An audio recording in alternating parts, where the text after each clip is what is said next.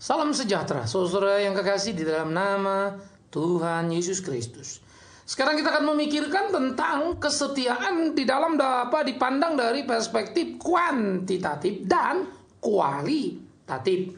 Apa yang dikatakan oleh Alkitab di dalam Amsal pasal 19 ayat 22. Amsal 19 ayat 22 dikatakan begini, sifat yang diinginkan pada seseorang ialah kesetiaannya. Lebih baik seorang miskin daripada seorang pembohong. Kemudian di dalam Filipi pasal 2 ayat 22, Filipi 2 ayat 22, kamu tahu bahwa kesetiaannya telah teruji dan bahwa ia telah menolong aku dalam pelayanan Injil, sama seperti seorang anak menolong bapaknya. Saudaraku yang kekasih, dua bagian ini akan kita pikirkan bersama-sama menjadi penolong bagi kita. Di antara sekian banyaknya lagi cerita Alkitab tentang kesetiaan itu sendiri. Maka digambarkan di dalam kitab Amsal tadi, sifat yang diinginkan pada seseorang adalah kesetiaan. Lebih baik miskin daripada seorang pembohong, begitu ya. Artinya begini, kesetiaan menjadi sesuatu warna di dalam hidup keimanan kita. Kesetiaan mempunyai akar kata yang sama seperti yang sudah kita bicarakan, yaitu kesetiaan dan iman, pestis. Maka dari kata itu kemudian menjadi sesuatu hal karakteristik mestinya begitu pada hidup seorang Kristen. Maka orang Kristen harusnya setia. Itu identitas dia. Kenapa? Karena Tuhan yang sudah menebus dosanya, Tuhan yang sudah menyelamatkan dia adalah Tuhan yang setia. Maka sudah pada tempatnya, sudah seharusnya dia setia. Nah, setia, mengapa harus setia? Susah dikatakan oleh Amsal menjadi menarik di dalam perhitungan pemikiran-pemikiran yang kita lakukan. Tapi sebelumnya kita akan memikirkan dulu pengertian setia dalam pengertian kuantitatif dan kualitatif tadi. Di dalam surat kepada orang Filipi, Paulus menceritakan bagaimana Timotius digambarkan sebagai seorang anak, tetapi juga sekaligus sebagai seorang pelayan yang setia kepada Tuhan. Ya. Bagaimana dia setia itu adalah bagaimana dia mengurus Paulus bukan cuma di luar penjara tetapi di dalam penjara. Nah, ini artinya kita mesti lihat dulu. Jadi nanti kita akan memandang dalam beberapa aspek. Pertama, setia kuantitatif. Hati-hati. Saudara seringkali disebut orang seorang Kristen yang setia karena tiap minggu persekutuan, tengah minggu kebaktian, tengah minggu persekutuan, ada kegiatan PRT atau persekutuan rumah tangga, saudara hadir. Wah, dia orang yang setia. Doa semalaman, dia hadir. Wah, dia orang yang setia. Maka saudara dicatat sebagai orang yang setia dan semua orang kagum kepada saudara. Tapi kemudian satu waktu hidup saudara diwarnai dengan kekacauan yang sangat memalukan dalam ukuran orang Kristen. Lalu banyak orang bilang, aduh bingung, padahal dia orangnya setia loh. Kan gitu ya. Kenapa dia bisa begitu ya? Padahal dia orangnya setia. Saudara, ini kesalahan orang Kristen dalam memberikan sebuah nilai. Ini kesempitan kita berpikir sehingga membuat kita terjebak kepada apa yang kita nilai sendiri. Lalu kita harus jadi kecelek karenanya. Kenapa? Saudara mesti menyadari secara utuh. Orang yang setia tadi datang ke persekutuan, setia untuk menjalani semuanya, setia di dalam hari-harinya. Ingat, dia setia secara kuantitatif, setia dalam berbagai kegiatan. Dengan ukuran tingkat kehadiran. Setia, iya memang setia. Tapi ingat tadi, dia setia secara kuantitatif. Jadi kesetiaan kuantitatif adalah kesetiaan terhadap sebuah aspek yang bisa dikerjakan yang menyangkut kepada waktulah katakan atau hal yang lainnya. Ya, termasuk misalnya dia nyicil lalu bayar tepat waktu begitu ya. Nah, itu kesetiaan juga dalam soal disiplinnya. Tetapi yang dimaksud dengan Alkitab bukan kesetiaan yang hanya bersifat activity tadi, yang kuantitatif tadi. Tetapi kesetiaan ada aspek yang kedua, itu kualitatif. Kesetiaan yang kualitatif itu adalah kesetiaan yang membuat saudara tetap setia sekalipun apa yang terjadi. Katakanlah orang itu selalu ikut gereja hari Minggu, persekutuan tengah minggu, persekutuan doa rumah tangga, selalu ikut kan. Tapi satu waktu dia menghadapi satu tantangan dan ancaman yang mengerikan. Dia ada di bawah golok dan mau dibunuh. Apa yang dilakukannya? Nah, itu pertanyaan. Apa yang akan dilakukannya? Kemudian saudara kekasih, apa yang dilakukannya adalah sangat ironis. Karena kemudian apa yang dilakukannya adalah dia segera berkata, aku bukan Kristen. Oh enggak, aku enggak kelompok itu. Ya, sehingga kesetiaan kualitatif dalam konsep beriman tadi menjadi hilang ketika nyawanya terancam, ketika ada sesuatu yang akan diambil dari dirinya. Kesetiaan kuantitatif membuat kita kagum bahwa dia seorang yang beribadah.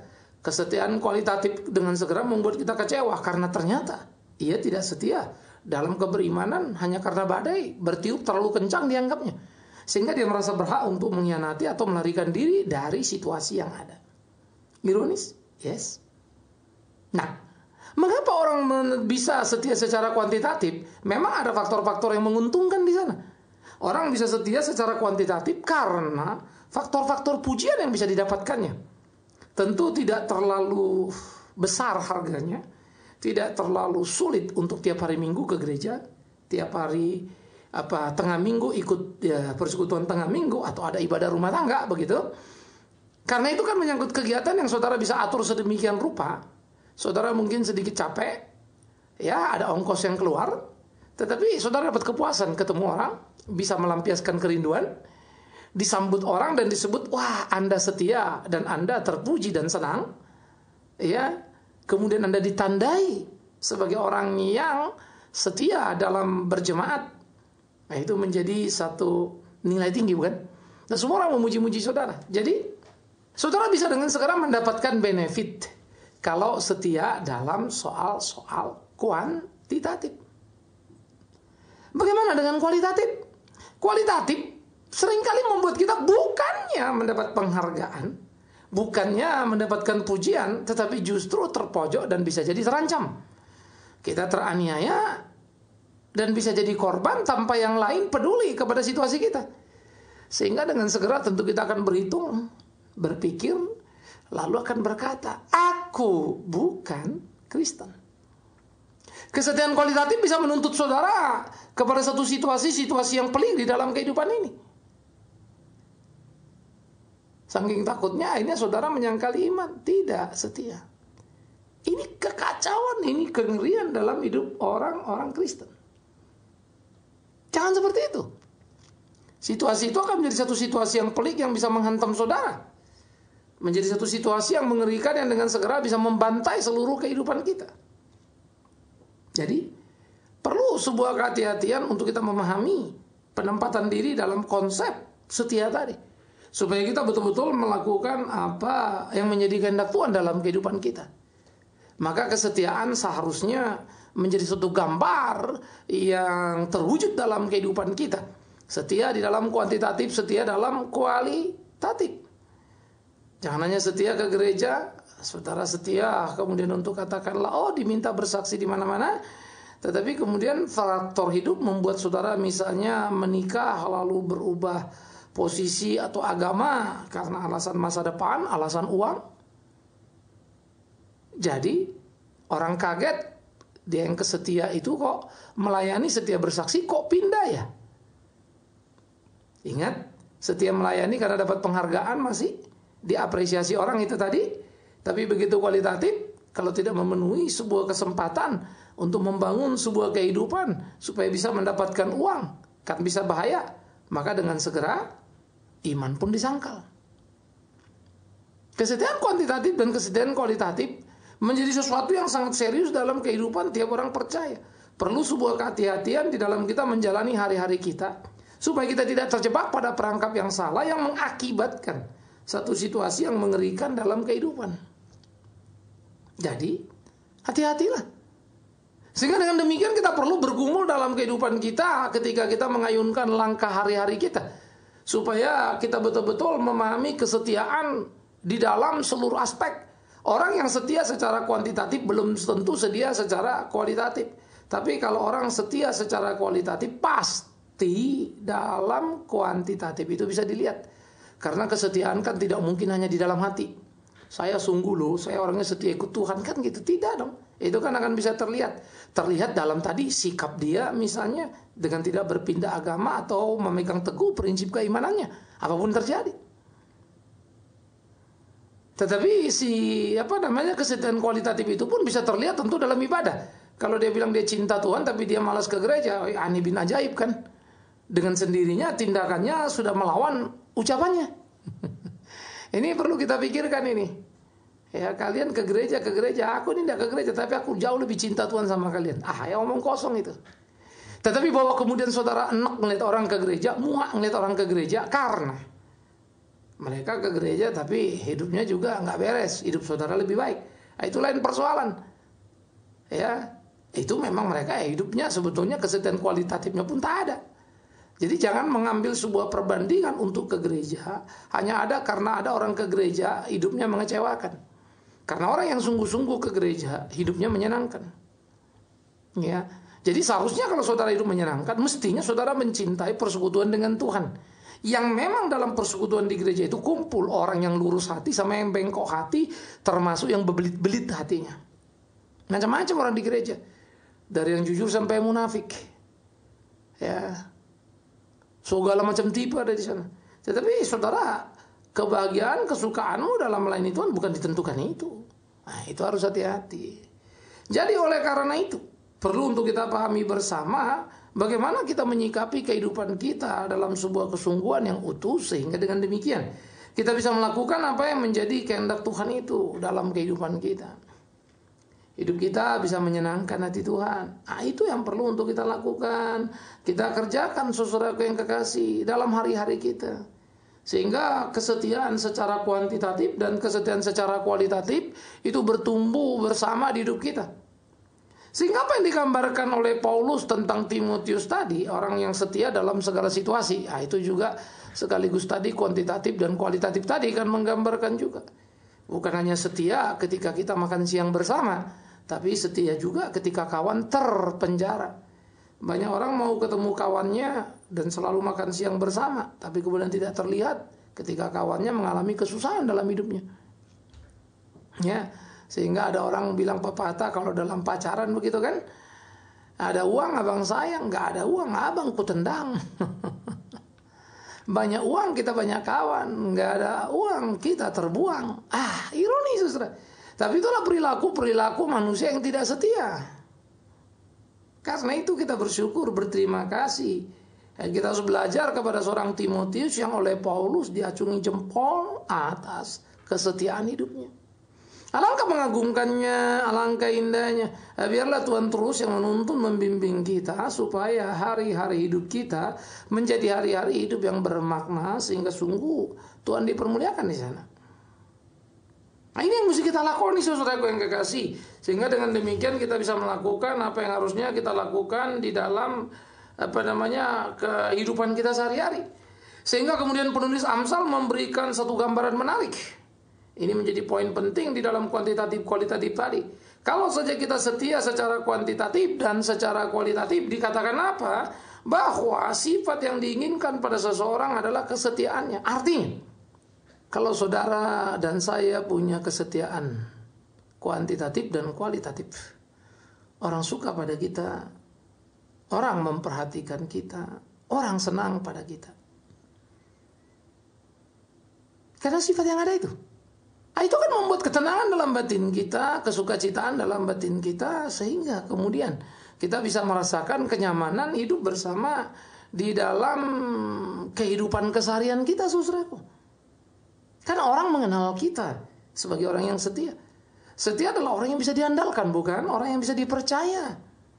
Setia adalah sifat dari seorang sahabat yang bisa sungguh-sungguh menjadi tempat di mana kita bisa mencurahkan dan menaruh harapan akan kebersamaan. Tanpa kesetiaan hari ini ada, besok hilang. Tanpa kesetiaan semua bisa berubah dalam sekejap, dan itu mengerikan. Dan itulah kehidupan. Jadi, setialah. Atau kau dikenal sebagai orang tidak setia, sehingga orang selalu curiga padamu, berusaha menghindarimu, dan tidak melakukan hari-hari dalam hidup ini untuk apa yang harus dikerjakan. Itu berbahaya. Jadi saudara yang kekasih, sifat yang diinginkan pada seseorang adalah kesetiaannya. Itu menjadi penting.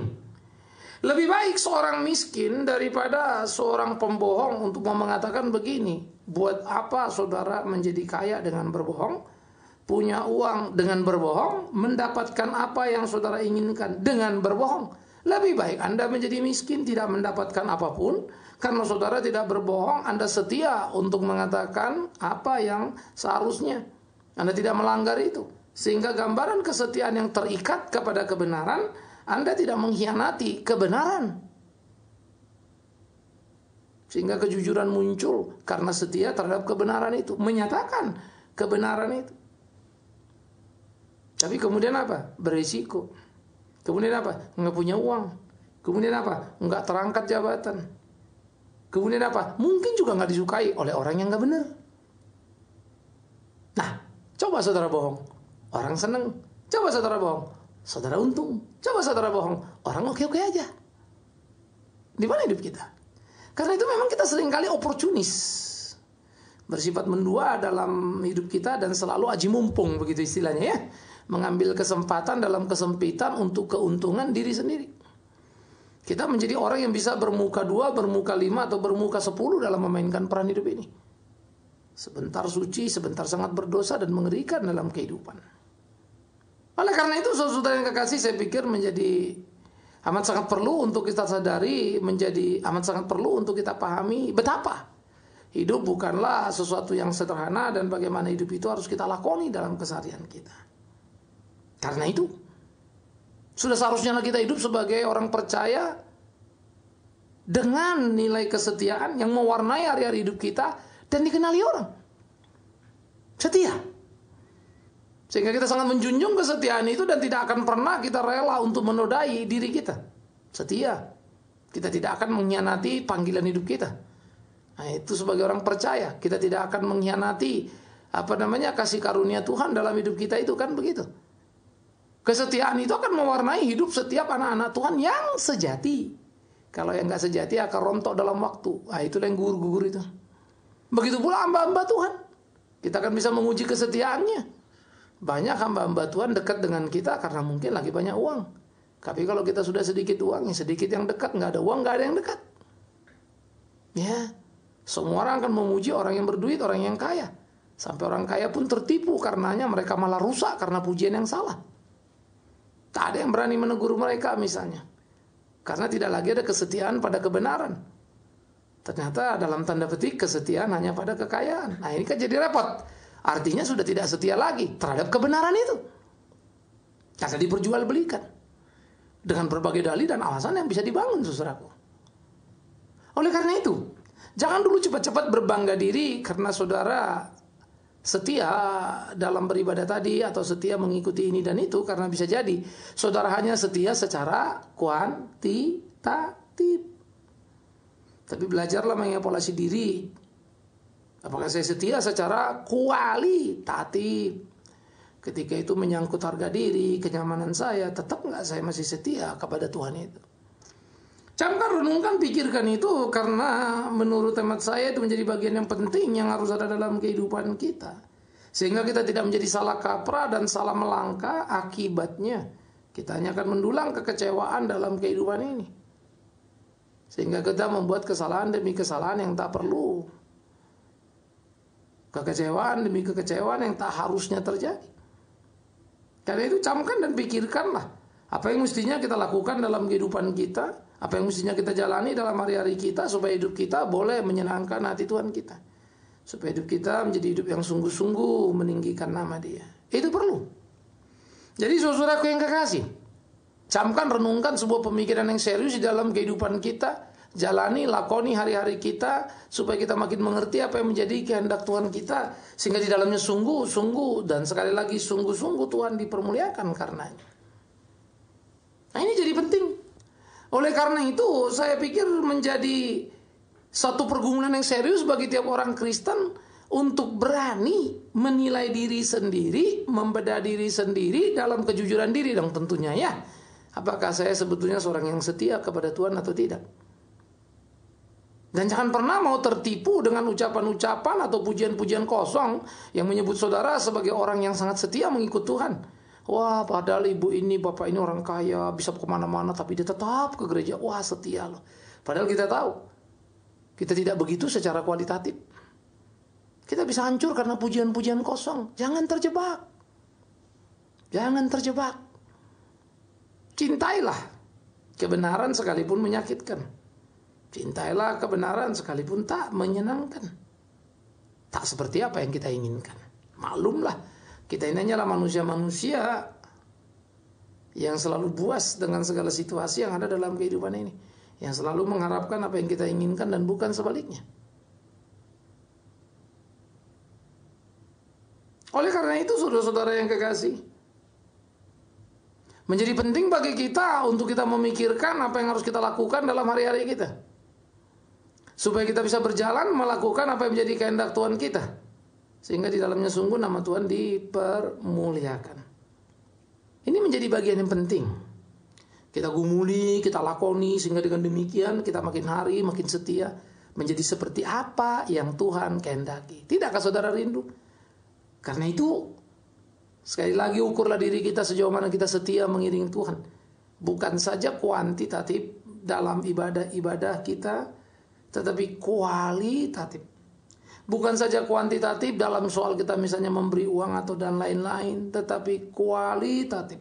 Sikap keimanan kita yang sungguh, kesetiaan kita yang penuh, yang kita tahu ketika menghadapi badai, gelombang seperti apa kita. Nah, biar kita jujur dan kita berdoa, Tuhan tolong aku. Orang bilang aku setia, itu yang mereka bisa lihat, dan memang itu kulakukan. Tapi jujur kusadari, secara kualitas aku tak jujur, tak setia di hadapanmu. Aku hanya cinta diriku dan bukan kau. Aku mencintai diriku sangat, bukan engkau. Ku sebut namamu, tapi aku mau kau melakukan apa yang ku mau. Tuhan, aku kurang setia. Alangkah indahnya. Dan saudara akan menemukan kenyamanan, kenikmatan, kesungguhan hidup dalam kesetiaan. Semoga dengan pertolongan Roh Tuhan, saudara menemukan itu, disadarkan, dirubah terus dalam kehidupan menjadi seperti yang Tuhan kehendaki. Tuhan memberkati saudara dan saya. Amin. Mari kita berdoa. Kami bersyukur, kami berterima kasih ya Tuhan, terus Tuhan memberkati kami, menyertai kami. Kami berdoa terus menyerahkan diri kami supaya menjadi orang yang setia di dalam kuantitatif maupun kualitatif, sehingga hidup kami sungguh menjadi saksi hidup yang tak terbantah. Kami juga berdoa menyerahkan terus pelayanan kami dalam tangan-Mu, tuntun pimpin dalam cinta kasih-Mu, dan biarlah pelayanan media yang dikerjakan oleh PAMA ini menjadi berkat bagi tiap saudara dimanapun berada. Demi Yesus Kristus Tuhan, Kepala Gereja yang sejati, kami naikkan doa kami dan kami mohon kekuatan untuk menjalani hidup ini. Terpujilah Tuhan. Amin.